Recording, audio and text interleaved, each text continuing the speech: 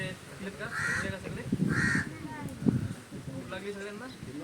नाही लागली? अरे वा, छान. तुम्हाला भारतामध्ये सर्वात सुंदर जागा कोणती वाटते? मला फिरण्याचे ठिकाणं असं भारतामध्ये आग्रा आहे, ताजमहल आहे, रायगड आहे, अशा कुठल्या कुठल्या गोष्टी आवडतात?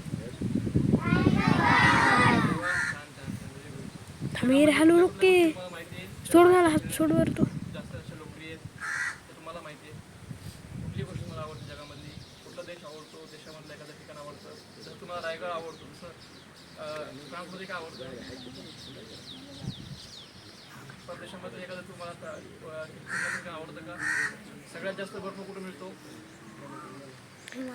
हिमालय काश्मीरला मिळतो. आणि हिमालय सर्वात जास्त प्राणी कुठल्या जगामध्ये देशामध्ये आहेत? प्राणी जंगल कुठे आहे सर्वात जास्त मोठं?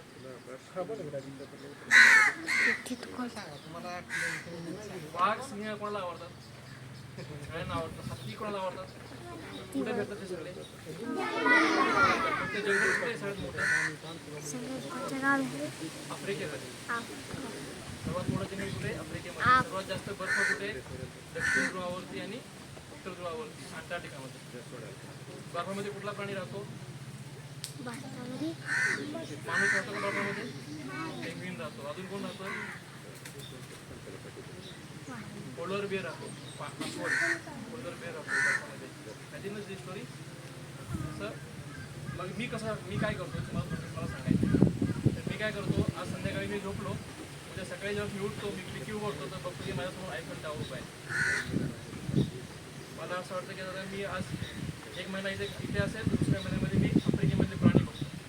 त्याच्या पुढच्या महिन्यामध्ये मी जगामधलं सर्वात जास्त बर्फ आहे त्या बर्फामध्ये असतो. तर असं माझं आयुष्य मी जगतो. तुम्हाला आवडतं का फिरायला वेगवेगळ्या ठिकाणी? आवडतं ना? मामाच्या गावाला आवडतं ना? तुम्ही मोठे झाल्यानं तुम्हाला वाटतं का आपण जाऊन आफ्रिकेमध्ये हत्ती बघावा, अंटार्क्टिकामध्ये जाऊन बर्फ बघावा वाटतं?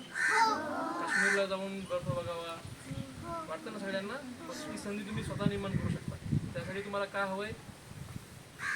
काय हवं आपल्याला? शिक्षणासोबत आणखी काय हवं? तुम्हाला हवं आकांक्षा, अपेक्षा. त्याच्यासोबत काय पाहिजे? जिद्द पाहिजे. जर तुमच्यामध्ये जी जिद्द असेल तर तुम्ही काय करू शकता? ही गोष्ट पूर्ण करू शकता. त्याच्यात काय सांगायचं की स्वप्न आपण नेहमी मोठी बघायची. मोठी बघितलेल्या स्वप्नांना कशी जोड हवी?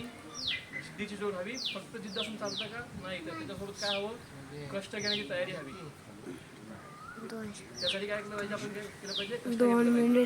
ज्यावेळेस आपल्याकडे जिद्द असते, आपल्याकडे स्वप्न असते, आपली कष्ट घेण्याची तयारी असते, त्यावेळेस आपल्याला सगळ्या गोष्टी शक्य होतात. आणि हा सगळा प्रवास मी कसा केला? माझ्या आयुष्यामधला एकही रुपया खर्च न करता.